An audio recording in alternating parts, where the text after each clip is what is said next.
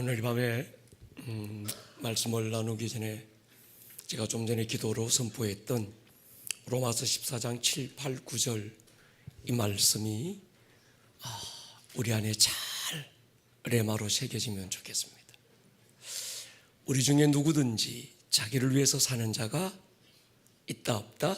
없다. 자기를 위하여 죽는 자도 없도다. 이는 우리가 살아도 주를 위하여 살고 주를 위해서 죽나니. 살고 죽어야 될 이유가 내게 있지 않고 주님께 있는 사람. 사나 죽으나 우리가 누구의 것이라고요? 주의 것이다.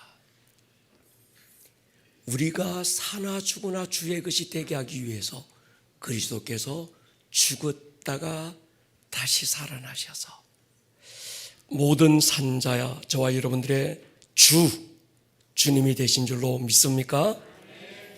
이것을 전제로 하고 우리가 모든 말씀들을 해석하고 바라볼 수 있는 관점이 만들어져야 합니다. 오늘 특별히 이 밤에 우리가 이 방언에 대한 말씀을 좀 나눌 텐데, 방언 기도가 뭔가? 방언은 내 영이 비밀한 것을 하나님께 드리는 기도죠. 방언은 하나님과 나와의 교통의 수단, 하나님과 내 영의 대화, 커뮤니케이션의 수단, 그게 방언입니다. 여러분, 구약시대 때도 은사가 있었습니다. 병 고치는 은사, 예언의 은사, 많은 은사가 있었어요. 예수님 당시 예수님의 제자들을 통해서 병 고치는 은사가 나타났습니다. 그런데 구약시대 때도 예수님 때에도 방언의 은사가 없었습니다. 다른 모든 은사들은 구약 때에도 예수님이 이 땅에 오셨을 때에도 은사가 나타났고 활용이 되었고 경험이 됐는데, 방언의 은사만큼은 성령이 우리 가운데 오시면서 시작됐어요. 왜 그랬을까요?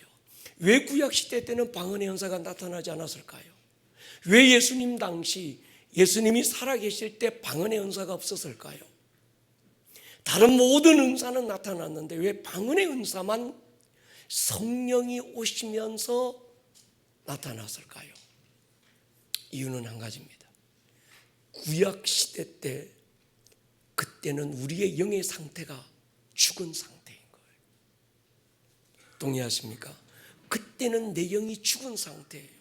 예수님이 이 땅에 오셔서 피 흘리시고 죽기 전 그때까지만 해도 우리의 영은 죽은 상태에 있기 때문에 죽은 영이 말을 할 수가 없고, 죽은 영이 하나님과 관계가 단절돼 버린 우리의 영이, 죽은 영이 하나님과 교통이 어떤 커뮤니케이션이 될 수 없었던 거죠.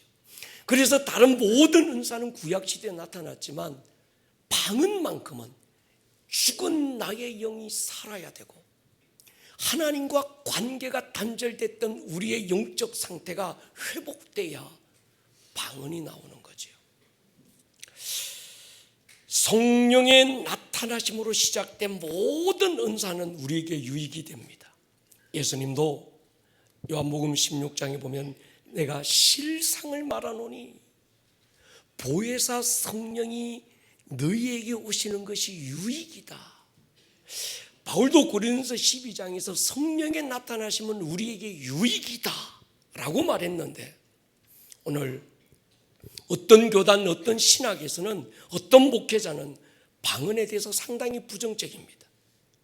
마치 성령의 역사는 사도행전 때 다 끝났다는 성령 종식론을 주장하기도 하고, 누군가가 방언으로 기도하면 귀신에게 사로잡힌 것처럼, 아니면 자기 최면에 걸려서 그냥 혼자서 막 하는 것인 줄로 생각하는 거예요. 예수님도 유익이 된다, 바울도 유익이 된다고 했는데, 마치 자기들은 성령의 나타나심이, 은사가, 또 아니면 이 방언이 마치 유해한 것처럼, 무익한 것처럼 말하는 겁니다. 여러분, 우리는 누구의 말이 아니라 예수님의 말씀을 따라야 합니다. 그분이 유익이라고 했으면 우리 모습에 볼 때 그게 아름답게 보이든 덜 아름답게 보이든 해야 됩니다. 환영할 수 있기를 축복합니다. 방언이나 은사나 열매에 대해서 정확하게 알기 원한다면 은사가 아니라 그 은사를 주신 이유가 뭔지에 대해서 포커싱할 필요가 있습니다. 방언이라고 하는 현상에 집중하기보다는 하나님 나라 관점에서 왜 방언이 필요한가, 왜 방언을 해야 되는가, 왜 방언을 하고 있는가에 집중해야 되는 거죠. 구약성경 두 군데를 먼저 좀 봐야 합니다. 처음 하나님이 아담을 창조하실 때 흙으로 빚어 만들지요. 그리고 그 코에 생기 하나님의 영을 불어넣으시니까 인간 아담이 영적 존재가 되게 했습니다. 하나님의 영이 아담에게 들어가고 인간이 영적 존재가 되면서 하나님과 커뮤니케이션이 됐어요. 하나님을 느낄 수 있었고 하나님을 알 수 있었고 하나님이 무엇을 기뻐하는지 알게 된 겁니다. 그런데 이 아담은 생명이고 하나님의 영은 살려주는 영이었어요. 고린도서 15장 45절 보십시오. 시작. 기록된 바 첫사람 아담은 생명이 되었다 함과 같이 마지막 아담은 살려주는 영이 되었나니. 여기서 첫사람 아담은 아담 인간을 대표하는 것이고 마지막 아담은 예수님이죠. 아담은 영적 존재지만 생명, 사는 영, 스스로 살 수 없고 살려주는 영에 의해서 사는 영, 생명. 마지막 아담 예수님은 살려주는 영, 같은 영적 존재지만 다른 존재인 거죠. 그리고 하나님이 인간을 만들 때 돼지는 돼지의 형상으로, 소는 소의 형상으로 만듭니다. 자기 형상이 있어서요. 그런데 인간은 자기 형상이 없습니다. 하나님의 형상의 모양대로. 모양이라는 말은 제가 지난주에도 말씀드렸어요. 우리 다혜리가 캥거루를 보지 못했는데 이 아이에게 캥거루를 가르쳐 주려고 제가 호주 가서 캥거루 인형을 사서 보여주면서 야야 이게 캥거루야. 지가 이게 캥거루는 아니지만 이걸 통해서 캥거루가 이렇게 생겼구나 아는 거예요. 하나님께서 인간을 하나님의 형상의 모양으로 만들었다는 건, 모양이라는 건 그 참 형상을 보여주는 거예요. 그래서 모든 만물은 하나님은 볼 수 없지만 인간을 통해서 하나님을 아는 겁니다. 그게 모양이죠. 골로새 1장 15절이나 아니면 히브리서 1장 3절, 예수는 하나님의 형상이라고 그러잖아요. 그러니까 여러분, 하나님께서 처음 인간을 만드실 때 결정적으로 인간은 자기 형상이 없습니다. 이는 무슨 말인가 하면 자기를 위하여 사는 존재도 아니고 자기를 위해서 사는 존재도 아니고 자기를 나타내기 위해서 사는 존재도 아니고, 하나님이 특별히 인간만큼은 하나님을 보여주고 하나님을 나타내고 하나님의 뜻을 이루고 하나님의 영광을 나타내라고 하나님이 인간을 창조하신 거예요. 여기까지 이해가 되면 아멘 하십시다. 아담이 범죄하면서 두 가지 문제가 생겼습니다. 첫 번째는 하나님의 영이 떠나버렸어요. 두 번째는 아담이 에덴에서 쫓겨났습니다. 하나님의 영이 떠났다는 말은 아담의 영이 죽었다는 거예요. 스스로 살 수 없고 하나님의 영에 의해서 사는 인간의 영이, 하나님의 영이 떠나면서 그때부터는 인간의 영은 죽었고 하나님과 관계가 단절돼 버린 거예요. 그래서 에덴 동산에 있는 생명나무가 있었기 때문에 범죄한 죽은 상태에서 생명을 누릴 수 없기 때문에 에덴에서 쫓겨났습니다. 인간은 하나님을 알 수도 없고 하나님과 관계가 단절되고 말았고 하나님을 느낄 수도 없었고 하나님과 소통이 단절되고 하나님의 음성을 들을 수도, 하나님과 교제할 수도 없는 존재가 됐습니다. 이것을 타락이라고 하는 거예요. 그때부터 타락한 인간은 스스로 만족하고 스스로 행복하고 자기를 나타내고 자기 꿈을 이루고 자기 만족을 찾아서 사는 존재가 되어버린 거예요. 결국은 창세기 11장 바벨탑을 쌓는 데까지 이릅니다. 그래서 우리가 두 번째 성경 볼 게 창세기 11장으로 돌아가면 좋습니다. 창세기 6장 노아 홍수 사건 이후 그들은 동방의 시날 평지에 거주합니다. 그때는 온 땅의 언어가 하나였어요. 노아 시대 때 하나님이 왜 물로 심판했는가? 그들의 생각이 악했다는 거예요. 그들의 생각이 항상 악할 뿐임을 보시고, 생각이 악했다는 건 모든 생각에 죄로 가득했다 그런 뜻이 아니고, 그들의 생각 속에 원래 지음받은 하나님을 나타내고 하나님의 뜻을 이루고 하나님의 영광을 나타내겠다는 생각 없이 그들의 생각은 온통 자기를 드러내고 자기 이름을 내고 자기 만족을 찾고 이런 존재가 되어버린 거예요. 그래서 11장에 오면 바벨탑을 쌓습니다. 11장 4절 보세요. 시작. 또 말하되 자 성읍과 탑을 건설하여 그 탑 꼭대기를 하늘에 닿게 하여 우리 이름을 내고 온 지면에 흩어짐을 면하자 하였더니, 예, 그들이 바벨탑을 쌓은 건 두 가지입니다. 하나는 우리 이름을 내자, 하나는 우리가 흩어지지 말고 하나가 되자, 똘똘 뭉치자. 하나님께서 그들의 언어를 혼잡하게 하시고 그들을 흩어버리죠. 9절에 보면 여호와께서 거기서 그들을 온 지면에 흩으셨으므로 그들이 그 도시를 건설하기를 그쳤더라. 언어만 혼잡한 게 아니라 하나님은 그들을 흩어버렸습니다. 바벨탑 사건으로 언어가 나누어지고 같은 언어를 사용하는 사람들끼리 민족과 문화가 만들어졌습니다.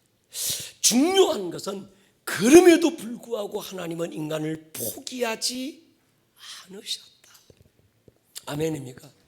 성경이 우리에게 끝없이 가르쳐주는 게, 내 백성이 나를 떠나 돌아섰지만 그럼에도 하나님은 그들을 한시도 포기하지 않으시고, 내 사랑이 그냥 내 백성을 포기 못하니 하나님은 끝없이 하나님을 배반하고 끝없이 자기를 스스로 만족을 찾는 그 인간을 포기하지 않으시고 12장에 아브라함을 찾아서, 그리고 이스라엘이라는 땅을 선택해서 하나님은 끝없이 하나님의 뜻을 이루고 모세를 통해서 하나님의 율법을 주시면서 그들이 다시 회복되기를 원했지만 그들은 이방 민족의 습성을 따르면서 하나님을 버리고 우상을 섬기기 시작합니다.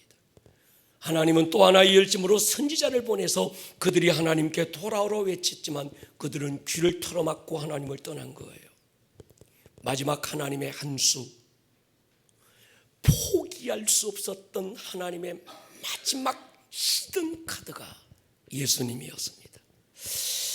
예수님이 이 땅에 오실 때 한 가지 비유로 하신 말씀이 있습니다. 어떤 한 왕이 타국으로 떠나면서 자기 종들에게 포도원을 맡겨요. 그리고 3년이 지나면서 종들을 보내서 포도원 소출을 받아오라고 보냈는데 이들이 왕이 보낸 종들을 때리고 그저 돌려보내요. 왕은 생각합니다. 자, 마지막으로 내가 내 아들을 보낼 거야. 내 아들이니까 이는 공경할 거야. 일꾼들은 아들이 오자 상속자니 죽이자, 그리고 그 아들을 죽여버렸습니다. 왕이 분노해서 마지막 그 한 수까지 버리고 나니까 왕은 군대를 이끌고 일꾼들을 타진했다, 그런 얘기를 합니다. 앞서 보낸 종들, 선지자들이죠. 완악한 인간들은 선지자의 말을 듣지 않고 핍박합니다. 아들 예수님을 보냈지만 결국 아들을 십자가에 매달고 죽이고 말았습니다. 그런데 하나님은 그들의 완악함마저도 합력하여 선으로 이루시고, 그럼에도 그들을 포기하지 않으시고 아들의 핏값을 주고 다시 사서 하나님의 자녀 삼으셨습니다.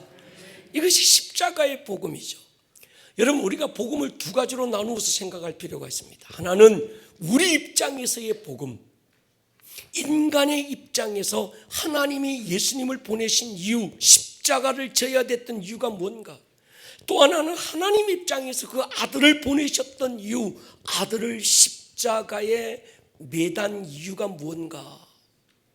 우리 입장과 하나님의 입장 두 가지를 한번 볼 필요 있습니다. 우리 입장에서는 하나님이 아들을 보내고 십자가를 지게 하시고 피 흘리신 이유는 우리의 죄 사함을 위해서고 우리 구원을 위해서입니다. 아멘입니까? 그런데 하나님 입장에서 보면 우리의 구원을 넘어 하나님의 뜻을 이루기 위함인 거예요. 그래서 성경은 두 가지를 얘기합니다. 예수님은 나는 내 뜻을 이루러 온 것이 아니다, 아버지의 뜻을 이루러 왔다. 십자가 지기 하루 전날 밤에 땀방울이 핏방울처럼 떨어지는 기도를 드리면서 아버지요, 내 뜻대로 마시고 아버지의 뜻대로 이루어 주십시오. 십자가를 지신 이유, 인간을 향한 하나님 아버지의 뜻, 우리는 찾아볼 필요가 있습니다. 한 가지죠. 인간이 타락하기 이전 처음 하나님께서 인간이라는 걸 만드시고 하나님의 형상대로 만드시고 그 코에 하나님의 생명, 하나님의 영을 불어넣어서 영적 존재가 되게 하신 이유, 그 목적, 그것이 하나님의 뜻인 거죠.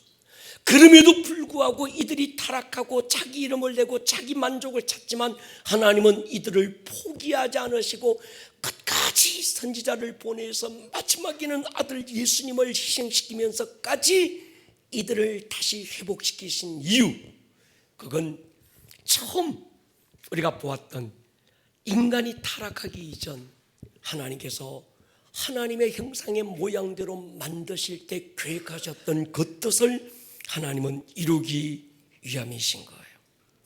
만약 우리의 죄사함과 구원이 전부였다면 하나님은 또 아들 예수님은 십자가 지고 부활하신 다음에 바로 하늘로 가셔야 했습니다. 혼자만 가시는 게 아니죠. 제자들 일렬로 쫙 세워놓고 그 뒤에 나를 따르는 자, 나를 따르라 발로미, 자 자리로 줄 서 일렬로 쫙 더 나 우리 가는 거야. 어디로? 하늘나라로 막 가셔버렸을 거예요. 주님은 그렇게 하지 않았습니다. 의도적으로 40일을 머무면서 그들에게 하나님 나라의 복음을 가르쳤어요. 그리고 주님은 말씀합니다.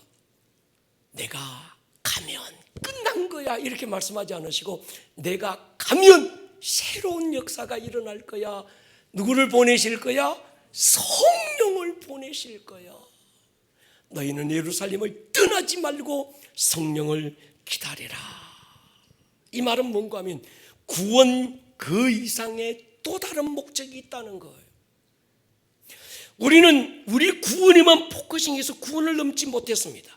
가야 될 천당 학수고대하는 것이 기독교 영성인 줄 착각하고 먼 하늘 이상한 구름만 떠도 내 주님 다시 오시는가 싶어 고개 들고 멀리 바라보고 아기다리 고기다리 살았던 거예요. 우리가 창조 본래의 모습을 회복하기 위해서는 아담에게서 떠났던 하나님의 영이 우리 안에 오셔야 합니다. 하나님의 영이 우리 안에 오셔야 예수님은 십자가를 지고 정말 우리의 모든 죄를 사하시고 우리의 모든 것들을 대속하는 일을 이루셨지만 하나님의 영이 우리 안에 오셔야 우리의 죽은 영이 살아서 하나님과 대화가 되는 거예요. 하나님을 알 수 있게 되는 거예요. 하나님을 나타낼 수 있게 되는 거예요. 아멘입니까? 하나님의 영광을 나타낼 수 있는 존재가 된 거예요. 내 꿈, 내 이름이 아니라 하나님의 꿈을 이루고 그 전에 말씀하셨던 것처럼 사나 죽으나 우리가 주의 것이로다. 이를 위하여 그리스도께서 죽었다가 다시 살아나셨 산자의 주가 되신 이유, 그건 야 너 구원 받았어야, 너 죄사함 받았어야, 이게 끝났어야 천당 가자 이게 아니라 우리의 주가 되셔서. 아멘입니까? 예수님의 십자가는 종착지가 아니라 과정이었던 거지요. 성령님이 우리 안에 임하시기 위해 우리의 죄값을 대신 치르고 죽은 우리의 영을 살리신 겁니다. 그러므로 여러분, 우리의 복음이 십자가로 끝나면 안 됩니다. 십자가를 지고 피 흘리고 다 이루었다 선언하신 주님은 다시 성령을 보내주겠다고 하시면서 성령을 기다리라고 하신 거예요. 왜냐고 하면 성령을 받아야만 할 수 있는 일이 있는 거예요. 십자가를 통해서 하실 수 있는 일이 있었지만 성령을 통해서 하실 수 있는 일이 있는 거예요. 여러분, 구원이 마지막이 아닙니다. 구원을 넘어 부르심으로 가기 위해서는 이 사실을 아시기를 축복합니다. 목사님, 나는요 구원받은 것에 만족하고 뭐 성령 임하고 그런 건 관심 없다고 이래서는 안 되는 겁니다. 내 안에 성령이 임하지 않으면 어쩌다가 구원은 받을 수 있을지 모르겠습니다. 그러나 오늘이라는 이 날을 살아가면서 원래 하나님이 계획하셨던 내 삶을 통해서 내가 아니라 그리스도가 나타나고 내 뜻이 아니라 주님의 뜻과 주의 부르심을 이루고 하나님의 꿈을 이루고 이 세상에 하나님을 나타내는 삶을 살 수는 없는 거예요. 아멘입니까? 우리는 구원받아서 천당 가야 돼. 너 천당 갈 자신 있냐 없냐, 뭐 예수 천당 불신족 이것도 중요하지만 그러나 그것이 전부가 되면 안 되는 거예요.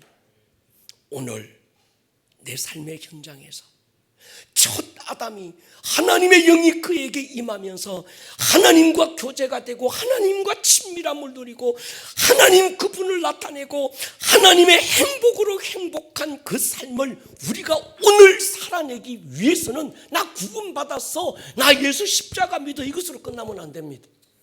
여러분 안에 성령이 임하시기를 축복합니다. 그렇습니다. 성령이 우리 안에 오시면 가장 먼저 하나님과 친밀함이 생겨요. 대화가 열립니다. 하나님의 사정을 알게 돼요.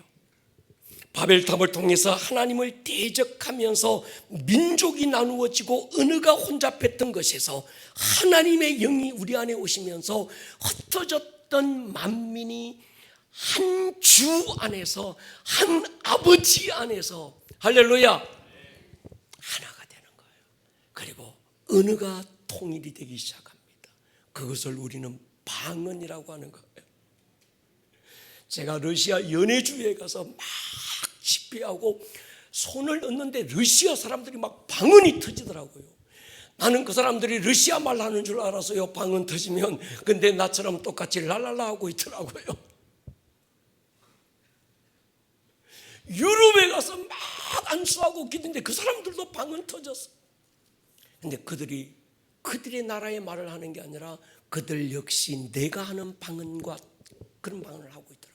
여러분이 하는 방언을 그들이 합니다. 미국 사람도 마찬가지고 중국에 집회 다닐 때 중국에서는 제가 설교하면 나오면 막 8시간, 10시간씩 막 안 쉬고 했거든요.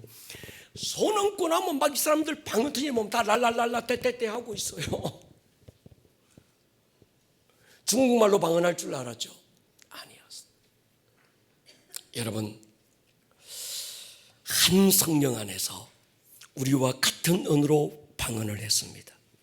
비록 우리가 통역의 은사를 받지 못해서 정확하게 알아들을 수는 없지만 통역의 은사를 받고 나면 중국 사람들의 방언도 미국 사람들의 방언도 유럽이나 러시아 사람들의 방언도 한 성령의 은사 안에서 통역이 됩니다. 왜 방언을 주셨는지 모르니까 알아듣지도 못하는 방언을 왜 하느냐 답답한 질문만 하는 거예요. 예수님도 방언에 대해서 한 번 언급했습니다. 마가복음 16장 17절 믿는 자들에게 이런 표적이 있다르니 그들이 내 이름으로 귀신을 쫓고 새 방언을 말하고 성전하시기 전 부활하신 다음 유언 같은 주님의 말씀 믿는 자들 그들에게 이런 역사가 나타날 거야. 내 이름으로 귀신을 쫓고 방언을 할 것이다. 언제 나타났습니까? 예수님이 죽고 부활하시고 아버지께로 가시고 성령이 오시면서 그 역사가 나타나기 시작한 거예요. 성령님에 대한 오해 해결하자고 성령 시리즈 첫날 첫 주에 드린 말씀이 있습니다. 성령님이 누구신가? 그분은 기나 에너지가 아니고 그분은 어떤 초월적인 어떤 그 힘이 아니고 그분은 하나님이시다. 그저 우리를 위로해 주는 분이 아니라는 거예요. 성령을 부어주신 이유는 능력 받으라는 게 아닙니다. 위로 받으라는 게 아닙니다. 성령님이 오셔야 하나님과 대화가 되는 거예요. 하나님과 친밀한 교제가 일어나는 겁니다. 그러니까 우리가 과거에는요, 자, 성령 받아라, 뭐 하려고? 능력 받아야 돼. 능력 받아서 뭐하게? 오늘 내가 이겨야 돼. 아니에요. 성령을 받아야 되는 이유는 그분이 하나님이시라면 그분과의 인격적 친밀함이 있어야 되는 거예요. 하나님 손에 들려진 작은 선물이 아니라 하나님 그분을 갈망해야 되는 거예요. 여러분, 성령님의 역사를 여러분을 위한 성령님으로 만들지 마시기를 축복합니다. 그분을 위한 성령님으로 이해하셔야 돼요. 예수님이 성령을 보내신 것은 우리가 천당 갈 때까지 도우미가 필요해가지고 붙여주신 게 아닙니다. 동의하십니까?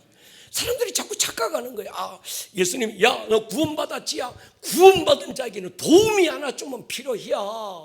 니들이 답답하고 껄껄하고 막 마음이 힘들 때 너희들을 위로해 줄 도움이 하나 좀은 필요하지 않냐? 그러니까 내가 성령 보내줄게. 그게 아니라는 거예요. 만약에 우리에게 도우미가 필요했더라면 천사 하나로도 충분했습니다. 아멘입니까? 아닙니까? 천사 하나로도 충분했어요. 그런데 천사를 보내주신 게 아니라 성령을 보내주신 이유, 여러분, 천사 하나가 가진 힘이 얼마나 큰지 아십니까? 가나안을 정복하던 여호수아 앞에 큰 칼을 빼던 천사 하나가 가로막잖아요. 천사 하나면 여리고성을 손가락 하나 안 대고 무너뜨려 버렸어요. 창세기 18장에 하나님이 두 천사 대동하고 아브라함을 찾아오시고 하나님은 아브라함과 대화하시면서 두 사람 천사가 소돔을 향하여 갔는데 천사 둘이면 소돔과 고모라라고 하는 그 큰 두 개의 성을 유황불바다로 만들고도 충분했습니다. 그런데 하나님께는 천사가 얼마나 많을까요? 여러분에게 어떤 그 도우미가 필요해서, 야, 너 좀 위로해 줄게, 너 조금 병이나 고쳐주고, 너 어떤 능력이나 좀 행하게 하고, 너 좀 세상에서 좀 탁월한 인생 살게 해줄게. 그게 목적이었다면 성령을 보내주실 게 아니라 누구를 보냈다? 천사 한 마리쯤 보내고도 충분하지 않았을까요? 그런데 왜 천사를 보내지 않고 하나님 그분이 영으로 우리에게 오셔야 됐는가? 그 말입니다. 창조 원래의 모습을 회복시키고 하나님과 교통하고 하나님을 위해서 살고 하나님을 나타내며 살도록 하시기 위해서인 거예요. 오순절 마가의 다락방에 성령이 임하시면서 그들은 실제적으로 하나님과 교통하기 시작했습니다. 전에는 베드로가 지잘난 맛에 자기를 드러냈는데 베드로가 뭐라고 그럽니까? 너희는 알아라, 내 개인의 경건과 능력으로 이 사람을 일으킨 게 아니야. 어찌하여 나를 주목하니? 이 사람을 일으킨 것은 너희들이 십자가에 못 박아 죽인 예수 그리스도의 이름이었다. 그러면서 예수님의 이름을 나타내고 예수님을 증거하기 시작하고 예수님 그분으로 살고 예수님 그분의 영광을 나타내기 시작하는 거예요. 아멘입니까? 영으로 그들은 하나님과 대화가 된 거예요. 방은 무용론을 주장하는 사람들 성경적 근거가 있습니다. 고린도서 13장에 8절 10절에 보면 사랑은 언제까지나 떨어지지 않고 예언도 피하고 방언도 그치고 지식도 피하리라. 우리는 부분적으로 알고 부분적으로 예언하니 온전한 것이 올 때는 부분적으로 하던 것이 피하리라. 이 말씀을 근거로 해서 성령 종식론, 방언 폐지론 막 이런 얘기하는 거예요. 여기서 사랑은 언제까지 떨어지지 않고 방언도 그칠 때가 있다는 거예요. 사랑은 떨어지지 않지만 방언은 그칠 때가 있다. 온전한 것이 올 때는 부분적으로 하던 것이 피한다고 할 때 여기서 온전한 게 뭔가 하면 성경이라는 겁니다. 성경이 없을 때는 성령의 역사도 필요했고 성경이 완성되지 않았을 때는 방언도 해야 되고 은사도 나타나고 능력도 나타나고 막 기적도 일어났어. 그런데 온전한 것 성경이 다 만들어지고 난 다음에 이제 그런 건 다 폐졌어 이 얘기하는 거예요. 여기서 온전한 건 성경이 아닙니다. 예수님의 재림입니다. 아멘입니까? 여기서는요 예수님이 이 땅에 오시는 그 온전함 그때를 얘기하는 거지 성경이 만들어지고 다 뭐 정경이 완성됐다 66권 다 이제 짜집게 다 됐어요. 야 이제 온전해져서 다른 거 다 쓸데없고 필요 없어 이게 아닌 거예요. 이걸 얘기하다 보니까 성부성자 성경이 돼버린 거예요. 삼위일체를 얘기할 때. 이해가 되면 아멘 하십시다. 창세기 3장에서 선악과 따먹고 스스로 살고 스스로를 위해서 살고 스스로 행복해지기 위해서 살려고 했던 인간이 창세기 11장에서는 진화돼서 구체적으로 역청을 개발하고 바벨탑을 쌓고 위아더월드, 우리는 하나 되자고 뭉쳤습니다. 목적이 뭔데? 나의 이름을 내기 위해서, 내 뜻, 내 꿈을 이루기 위해서, 나를 위해서 살기 위해서. 여러분 지금 보십시오. 창세기 11장 바벨탑 사건보다 훨씬 진화돼서 사이버 공간은 온 세계를 하나로 묶었습니다. 인간 스스로 하나님이 되려고 합니다. AI가 하나님이 걷어버린 언어를 하나로 통일시키고 있습니다. 목적이 뭡니까? 인간이 하나님이 되겠다는 거예요.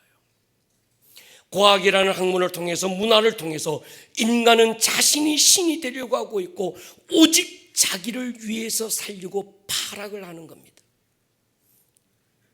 얼마 전에 마이크로소프트 그 회사의 클라우드에 혼선이 일어났어요. 그러니까 전 세계 은행이 마비되고 항공사, 언론사, 어떤 산업의 분야가 클라우드 하나가 이게 혼선이 나면서 마비가 돼버렸어요. 그걸 보면 저는 막 섬뜩한 생각이 들었습니다. 만약에 마지막 때 적그리스도 하나가 일어나서 이 AI를 통해서든 아니면 어떤 사이버 공간의 이런 것들을 다 그가 장악해서 혼선과 혼란을 일으키면서 팔로미 나를 따르라고 한다면 여러분 어떻게 될까요?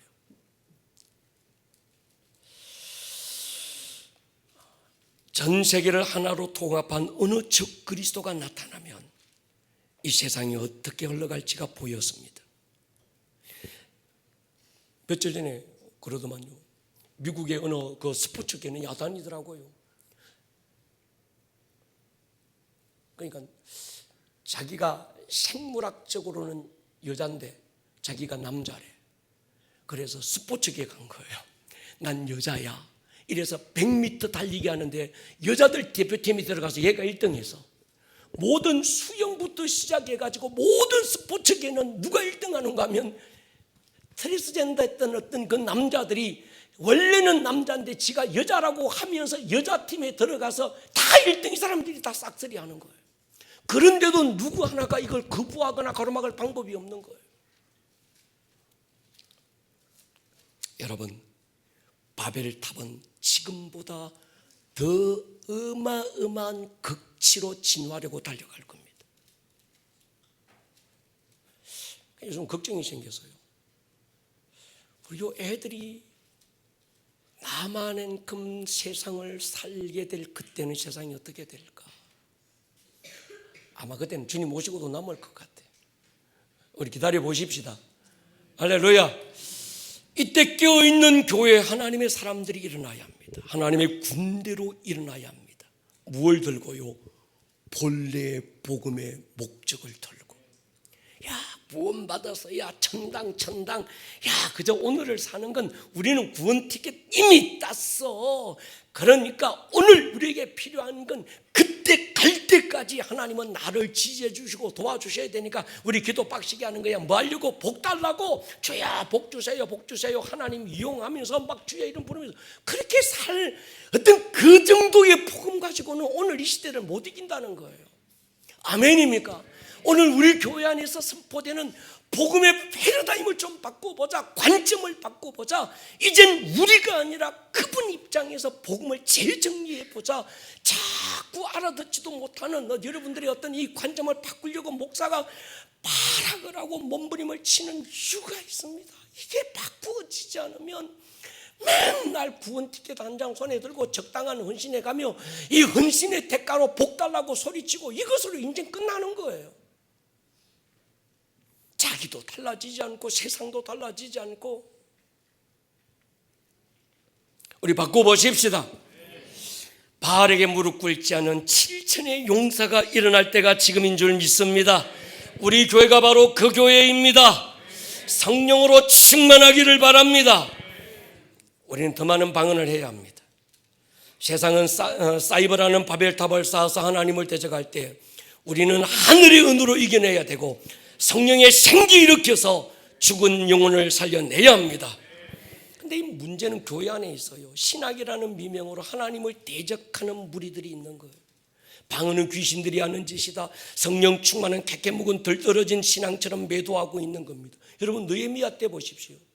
느헤미야가 하나님 주시는 부르심을 따라서 예루살렘으로 와서 무너진 예루살렘 성전을 재건하려고 할 때 예레미야를 결정적으로 가로막고 제한하고 막 방해했던 사람은 이방 민족이 아니었습니다. 누굽니까? 산발랏, 아비야, 도액 이런 성전 안에 있는 그 사람들이 더 잔인하고 교묘하게 방해하고 느헤미야를 비웃고 공격하면서 막 거짓 음모론을 씌워가지고 왕에게 진술을 전달하고 지가 왕이 되려고 저럽니다. 막 안에 있는 게 문제예요. 안에 있는 게. 우리 교회 가까운 어느 교회 목사님의 쇼츠 영상을 어쩌다가 보게 됐습니다. 화가 났어요. 달려가려고 하다 참았습니다. 무슨 이런 목사도 또 목사라는 이름으로 살고 있네 싶은 거예요. 뭐라고? 방언은 다 가짜래. 최면에 걸려서 하는 짓이래. 부르짖는 기도, 그건 광신도들이 하는 거고, 믿지 않는 사람들이 니들이 방언하고 부르짖는 기도하면 믿지 않는 사람들이 볼 때, 세상 사람들이 볼 때 미친 짓들이라고 얘기하지 않겠냐고 막 쇼츠에서 막 입에 거품을 물고 얘기하더라고. 그 사람 눈에 하나님은 어떻게 볼지는 안 보이고 교회 밖에 있는 그들이 어떻게 볼지, 그러니까 이분도 아니야. 이 사람의 신앙의 기준은 하나님이 아니라 믿지 않는 세상 사람들이 기준이 돼버린 거예요. 우리는 하나님은 어떻게 보실지 기준이 되기를 축복합니다. 그러니까 자신도 하나님 나라에 못 들어가고 문턱에 걸터 앉아서 다른 사람들마저 못 들어오도록 가로막고 있는 형편이 돼버린 거예요. 영을 다 믿지 마시기 바랍니다. 분별할 수 있는 지혜가 있기를 축원합니다. 성경적 지식을 가진 자를 찾지 말고 영으로 성경을 바르게 하는 눈이 필요합니다. 자, 이쯤 하고 방언이 뭐냐? 결론적으로 방언이 뭘까요? 개인의 경험에서 방언이 이렇다 저렇다 할 게 아니라 성경적 관점에서 방언에 대한 정리가 필요합니다. 같이 읽겠습니다. 고린도서 14장 보세요. 시작. 방언을 말하는 자는 사람에게 하지 아니하고 하나님께 하나니 이는 알아듣는 자가 없고 영으로 비밀을 말함이라.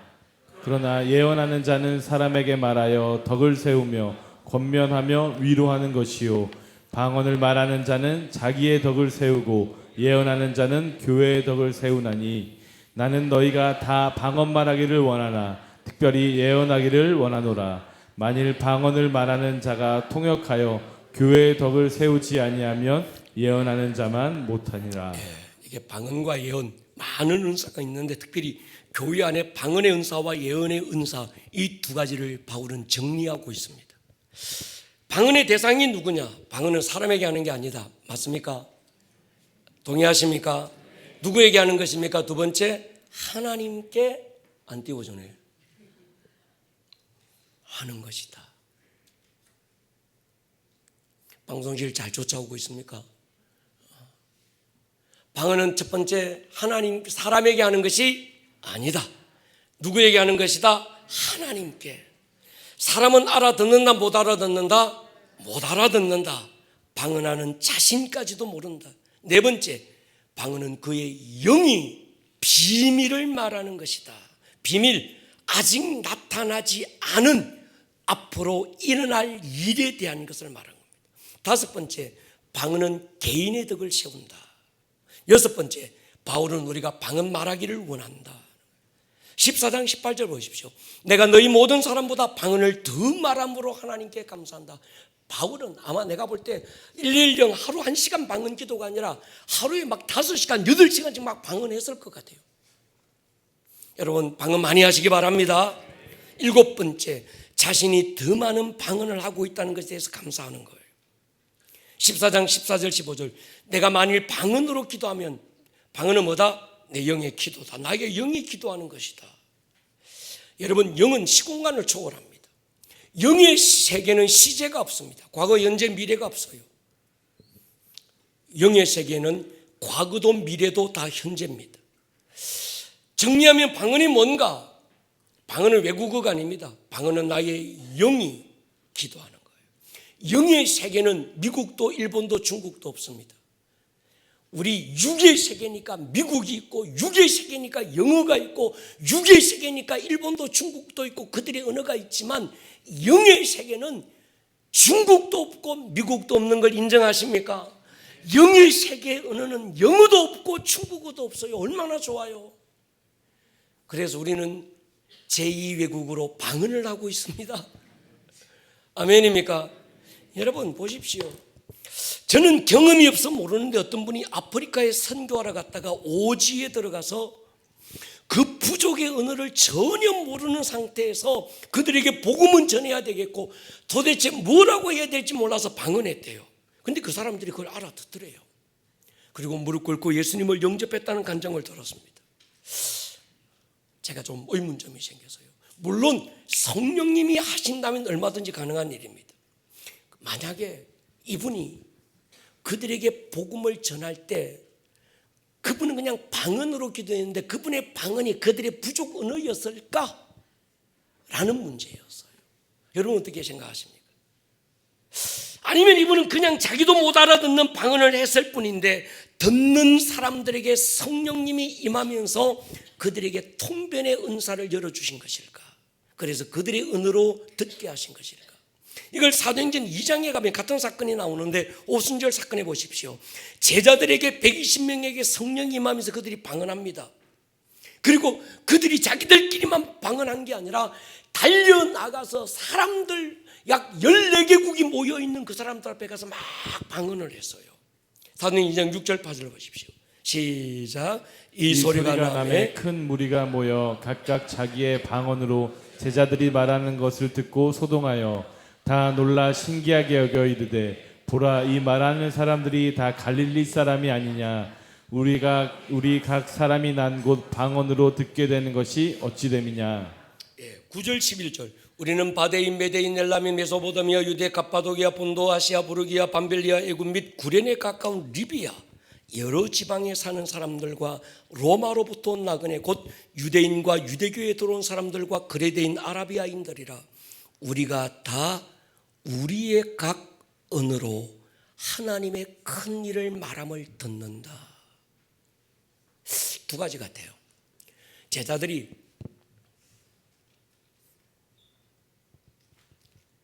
마가의 다락방에서 성령이 임하면서 충만하여 방언을 말했을 때 그들의 방언이 각 지방의 말이었을까요? 그냥 영적 언어였을까요?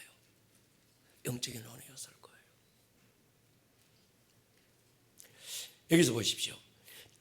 그들이 그렇게 말했다는 게 아니라 우리의 각 언어로 자기들의 언어로 하나님의 큰 일 말함을 듣는다. 10몇 개 나라 사람들이 모여서 그래서 이게 지금 궁금한데 제자들이 10몇 개 언어로 말했다. 그래서 베드로는 야 나는 여기서 그리대인 막 말로 내가 말하고 뭐 여기 있다가 안드레는 죽었죠. 안드레는 아직 안 죽었을 때구나. 안드레는 메대인 막 말로 말하고 요한은 뭐 또 뭐 저기서 뭐 어디입니까 메소포타미아 말로 말하고 막 120명이 모여서 120개 국가 나라의 말로 막 복음을 전했을까? 아니면 이들은 방언을 막 쏟아냈는데 듣는 사람들이 자기들 나라의 언어로 들었을까?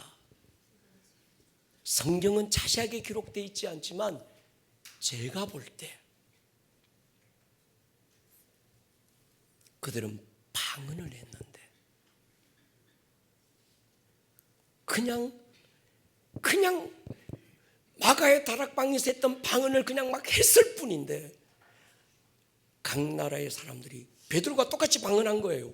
자 여기서 우리 권사님은 중국 사람, 장로님은 미국 사람, 너는 그 일본 사람, 우리 사모님은 저기 저 프랑스 사람, 뭐 영국 사람 막 이런 거예요. 저는 방언으로 와바바바바 막 했는데 각 나라 말로 들렸다는 거예요. 이해가 좀 되십니까? 성령께서 그 순간 그들의 길을 여신 거예요.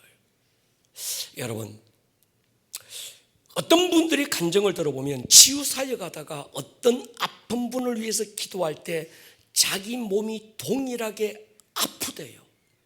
그래서 하나님이 지금 이 시간 내가 갑자기 지금 맹장이 아픈 것 보니까 우리 가운데 누가 맹장이 아픈 사람을 하나님이 치유하실 것 같습니다, 이렇게 얘기하는 사람도 있더라고요.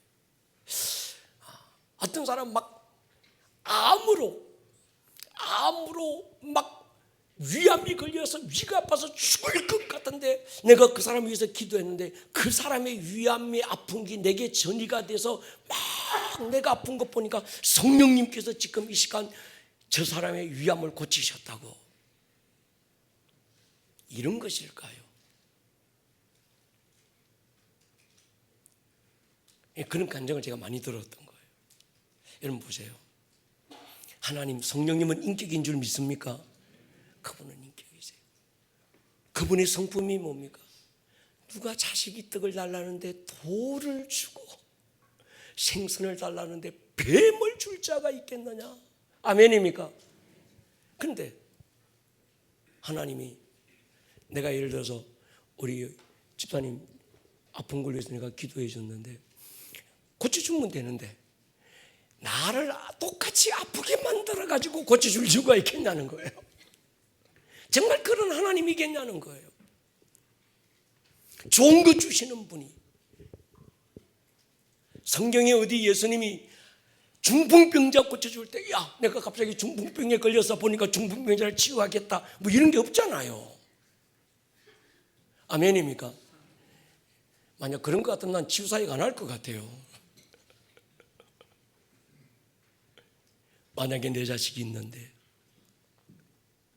이웃집 자식의 고통을 내 자식에게 옮겨놓고 너는 고통 좀 맛봐라, 그러면서 이웃집 자식의 고통을 내가 고쳐줄 건가? 아닌 거예요. 제가 결론 내린 게 두 가지입니다.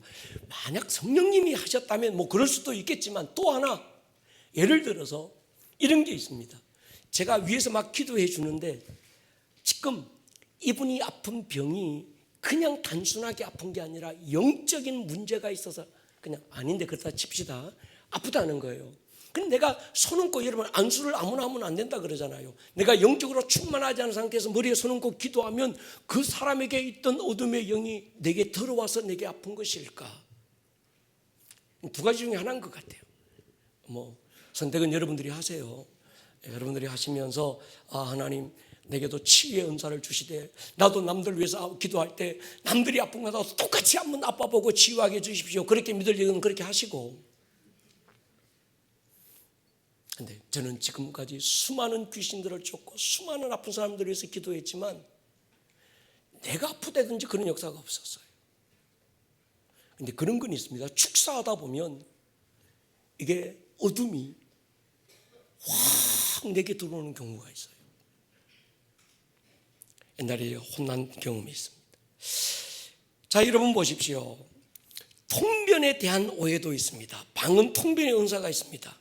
방언하는 사람은 자신도 못 알아듣지만 통변의 은사가 있는 분에게는 그 사람은 그냥 말하는데 한국말로 들린다는 거예요. 미국 사람에게 통변의 은사가 들리면 영어로 들리고 중국 사람이 통변의 은사를 받으면 중국말로 들립니다.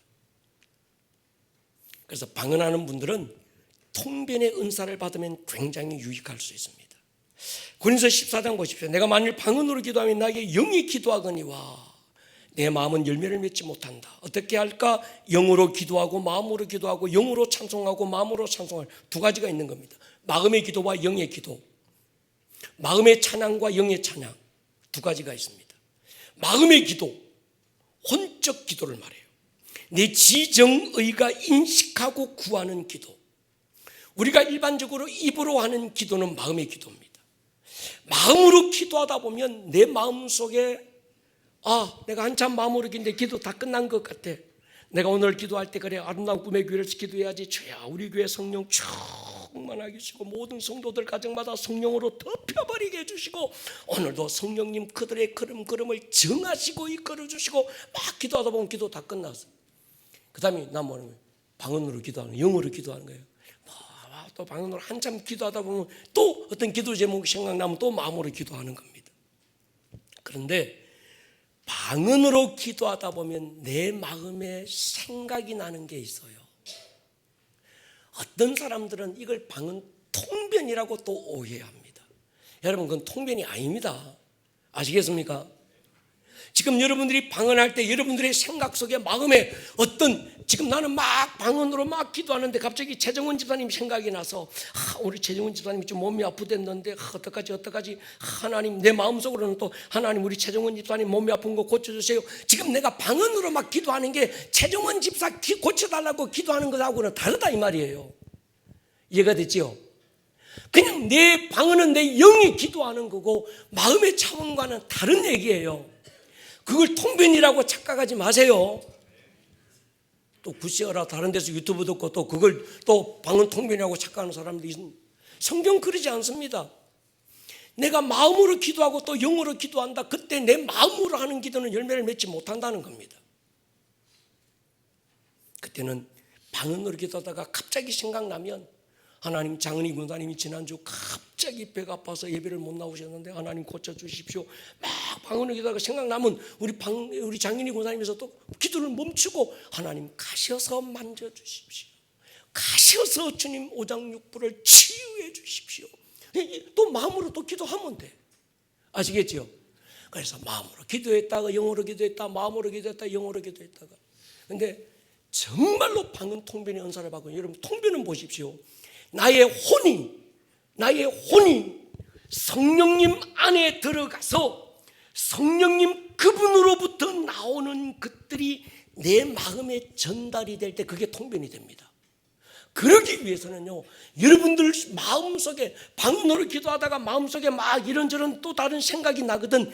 그 생각을 끊어내고 부정하고 멈추고 잠잠히 성령님 안에 모든 인간적인 생각을 거둬버리고 그분 안에 있을 때 방언 통변이 시작되는 거예요. 그분의 마음이 전달되는 거예요. 이해가 되시죠? 근데 내가 방언으로 막 기도할 때 갑자기 내 마음속에 이상한 생각이 막 나타나고 누구를 위해서 기도하고 싶은 마음이 막 나거든. 그래 내가 지금 내 영이 지금 막 그걸 위해서 기도하나 보다. 그래가지고 막 하다 보면 이게 막 헷갈려 버리는 겁니다. 이해가 되면 아멘 하십시다. 여러분 그래서 방언할 때 내 마음속에 자꾸 다른 생각이 나오거든. 이걸 차단하세요. 끊어내시기 바랍니다. 그걸 자꾸 차단해야 방언이 깊어지고요. 그걸 자꾸 끊어내야 더 깊은 속에서 내 영이 활성화되는 게 느껴지는 거예요. 아멘이십니까? 그런 이 훈련이 계속될 때 통변의 은사가 열립니다. 고린도전서 12장에서 모든 은사는 다른 사람을 섬기고 교회를 섬기는 데 사용하라고 주신 은사인데 방언만 나의 유익을 위해서 주어진 은사입니다. 예언은 교회의 덕을 세우는 거예요. 여러분 예언 사역이 마치 무당이 푸닥거리하고 뭐 미래를 알아맞추고 그게 예언이라고 착각하면 안 됩니다. 예언은 점치는 게 아닙니다. 고린도서 14장 3절을 보십시오. 그러나 예언하는 자는 사람에게 말하여 뭐하고 덕 세우고 권면하고 위로하는 거예요. 무엇으로? 14장 19절에 교회에서 네가 남을 가르치기 위하여 깨달은 마음으로 5마디 말하는 것이 1만마디 방언하는 말하는 것보다 낫다. 깨달은 것, 성경을 읽다가 묵상하다가 갑자기 내 안에서 그 말씀이 깨달아진 것, 그 말씀으로 남을 가르치고 권면하고 위로하는 거예요. 성경적 예언의 귀가 열릴 수 있기를 축복합니다. 바울이 방언보다 예언하기를 힘쓰라는 말은 예언의 은사가 방언의 은사보다 우위다 그런 말이 아닙니다. 개인의 덕도 중요하지만 공동체의 덕을 세우는 게 중요하다는 거예요. 여러분 개인에게 아무리 유익이 되고 덕이 되지만 그 일이 공동체의 무익이 되거든, 공동체의 해가 되거든 멈추셔야 합니다. 그럼에도 불구하고 절제가 안 되고 막 하는 건 귀신의 역사인 거예요. 성령의 은사는 절제가 있는 줄 믿습니다. 여러분의 신앙이 공동체의 덕을 세우기를 힘쓰십시오. 공동체를 무너뜨리는 일에 쓰임받지 않기를 축복합니다. 언제 방언을 말하게 되는가? 성령님이 그 사람 영 안에 임재하실 때. 그러니까 방언 기도의 출발은 그 사람의 영이 아니고 성령님인 거예요. 사도행전 10장 보십시오. 베드로와 함께 온 할례받은 신자들이 이방인에게도 성령 부심하여 논란이 방언을 말하며 하나님 높임을 들음이라. 이에 베드로가 이 사람들이 우리와 같이 성령 받았으니 누가 능히 물로 세례 베품을 금하리요 하고 명하여 예수 그리스도 이름으로 세례를 베풀라니. 고넬료가 사람 보내서 베드로를 자기 집으로 초청합니다. 그리고 모든 사람들이 베드로가 하는 설교 듣다가 성령이 임하는 걸 베드로가 본 거예요. 그들이 지금 하고 있는 그 현상은 얼마 전 120명이 마가의 다락방에서 기도할 때 나타났던 역사와 똑같은 역사가 나타나는 거예요. 그게 뭡니까? 방언을 말하고 있는 거예요. 베드로가 한 건요, 막 안수한 것도 아니고 베드로가 뭐 한 건 막 그게 아닙니다. 그냥 복음 전한 거예요. 복음 전하는데 성령이 임하시면서 방언이 터졌습니다. 바울이 여기서 전 베드로가 오고 싶어서 온 게 아니거든요.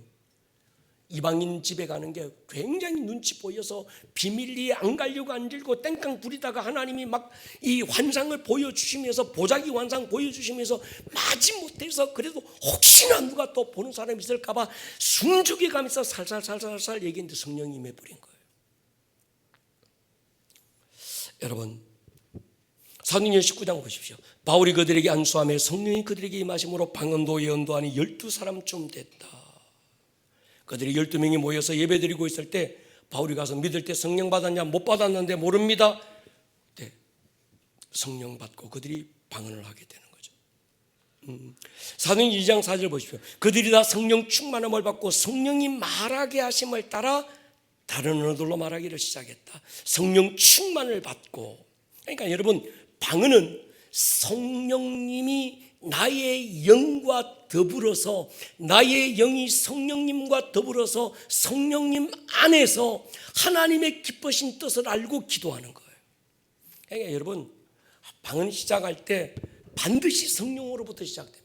그러니까 제가 그러거든요. 자, 방언 오늘 내가 기도해 드릴게요. 보십시오. 사도행전 29장에서 바울이, 사도행전 10장에서 베드로가 안수하고 막 말씀 전할 때 방언이 나타났다고, 성령이 임했다고 그랬습니다. 자, 내가 손을 우리 기도하면 막 성령님이 지금 임하셨고 방언을 하게 될 겁니다. 방언을 하려고 하십시오. 그러면 이 사람은 기도할 때 방언 말하게 해주십시오. 방언 말하게 해주십시오. 안 해요. 그러면 그냥 혀를 맡겨요. 할렐루야. 지 의식만 가지고 자꾸 하게 해주세요 하니까 안 되는 거예요. 결론입니다. 방언은 성령님이 하게 하신다. 아멘. 방언은 성령 충만할 때 은사로 부어진다. 방언은 성령님이 내 영과 더불어서 함께 기도하시는 것이다. 방언은 비밀한 것을 기도한다. 다섯 번째, 귀신 방언은 없다. 총체적인 결론, 방언을 많이 말해라. 110 기도에 동참하십시다. 굉장히 유익할 거예요.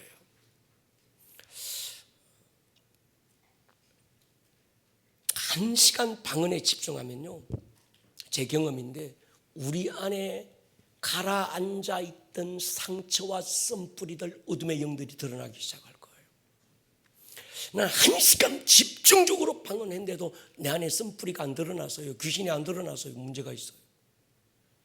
로마서 8장 보십시오. 이와 같이 성령도 우리 연약함을 도우시나니 우리는 마땅히 기도할 바를 알지 못하나 성령이 말할 수 없는 탄식으로 우리를 위하여 친히 간구하시느니라. 마음을 살피시는 이가 성령의 생각을 하시나니 이는 성령이 하나님의 뜻대로 성도를 위하여 간구하심이니라. 성령이 우리 영과 더불어서 하나님의 뜻대로 기도하게 하는 것, 그게 방언인 줄 믿습니다. 방언의 주체는 사람이 아니라 성령님입니다. 그러니까 방언을 많이 말할 때 하나님 나라를 살게 됩니다. 여러분 보십시오. 이럴 때 방언하십시오. 힘들어서 어떻게 해야 될지 모를 때 방언하십시오. 너무 힘들면 기도도 안 나와. 한숨만 푹푹 나올 때 그땐 방언으로 기도하시기 바랍니다. 두 번째, 이유 없이 우울해지고 슬퍼지고 불안할 때 방언으로 기도하십시오. 틀림없이 어둠의 영이 공격하고 있는 타이밍입니다. 세 번째, 꿈을 꾸었는데도 하루 종일 마음이 무겁고 기분이 가라앉았을 때 방언으로 기도하면 이게 뚫어집니다. 네 번째, 장거리 운전할 때 방언 기도하십시오. 다섯 번째, 하나님과 더 깊은 교제를 누리고 싶을 때 방언하십시오. 조심해야 될 게 있습니다. 방언이 내게 유익하지만 주변을 돌아보십시오. 오늘 나의 방언 기도가 다른 사람들에게 방해가 되고 있지는 않은가? 다른 사람들은 막 찬양하는데 지 혼자서 방언 말바바 하면 안 되는 거예요. 모든 분위기가 조용하게 하나님의 임재를 기다리고 있는 분위기에서 혼자 고함 지르고 이러면 안 되는 거죠. 어떤 사람은 방언할 때 저 사람의 방언이 내 귀에 좀 거북하게 들릴 때가 있어. 방언 열심히 막 하는데 나는 막 저 사람의 방언만 들으면 막 방해를 받아. 짜증이 나고, 저게 도대체 왜 저런 방언을 하고 있지? 막 그런 게 있잖아요. 왜? 우리 교회는 그런 분 없는데, 제가 다른 데 집회 나가서 막 방언하고 그 사람 방언 들으면 막 힘들어. 내가 힘든 거예요. 그럴 때 있어요. 그리고 야, 저 사람 귀신 방언하는 거 아닙니까? 아니야, 귀신 방언이 아닙니다. 그 사람이 거듭났고 하나님의 자녀고 성령 받았다면 귀신 방언 할 수가 없어요. 귀신 방언이 아니고 뭔가 하면 이 사람의 영적 상태가 지금, 그러니까 되게 그런 기도를 많이 하는 분들, 좀 막 힘든 분들은 보면요, 상처가 많을 거예요. 쓴뿌리가 많아. 그러니까 그 사람의 영이 지금 하나님께 기도하고 싶은데 이 사람에게 있는 쓴뿌리들이, 상처가 자꾸 그걸 막는 거예요. 그러니까 이럴 때는 더 남들이 뭐 어떻게, 남들이 있을 때 말고 없을 때 혼자서 막 해. 할렐루야. 어느 정도 나면 이게 뚫어지고 이게 방언이 달라지는 때가 있을 거예요. 할렐루야. 상처를 뚫고 선뿌리를 뚫어내고 그의 영이 자유하게 하나님께 기도하는 때가 있을 겁니다. 그리고 방언은 자꾸 변합니다. 나는 굿시아라 요거 한 가지만 가지고 내가 할 거야. 아닙니다. 혀를 맡기면요, 방언은 자꾸 언어가 달라지듯이 달라지게 됩니다. 그러니까 여러분, 제일 중요한 건요, 하나님께 맡기는 거예요. 아멘입니까? 방언 받기 어려운 사람이 있습니다. 자아가 강한 사람, 자기 포기가 안 되고 자기 부인이 안 되고 소위 지 잘났고 지 똑똑하고 좀 난 이렇게 난 잘난 사람이야. 그런 사람들은 방언하기 힘듭니다. 두 번째, 전통에 사로잡힌 모태신앙들이 좀 어렵습니다. 세 번째, 방언하다가 소멸해 버린 사람. 목사님, 나는요 내 처녀 때요 학교 다닐 때 방언했는데요 내가요 뭐 안 해버렸더만 방언 사라져 버렸어요. 이 사람 다시 하려면 굉장히 힘듭니다. 막 두 번, 세 번 막 다른 사람보다 더 막 해야 되는 거예요. 자, 여러분, 한 가지 우리 결론 내고 기도하고 마치겠습니다. 오늘 특별히 우리 유초등부 아이들 우리가 성령 받게 할 것입니다. 할렐루야. 여러분, 다른 건 몰라도 여러분 120명이 모여서 마가다락방에서 기도할 때 애들이 있었을까요? 없었을까요? 있었을 거예요. 왜? 엄마 따라왔을 거예요. 애들은 절대 엄마 안 떨어집니다.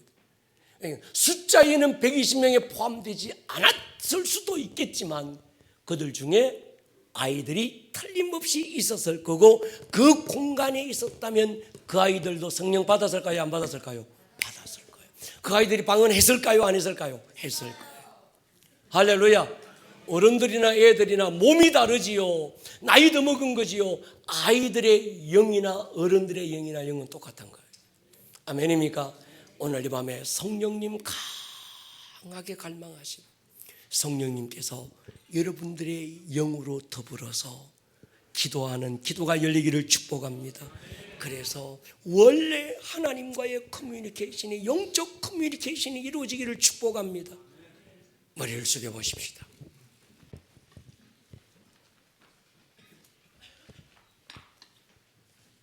사랑하는 여러분, 이 시간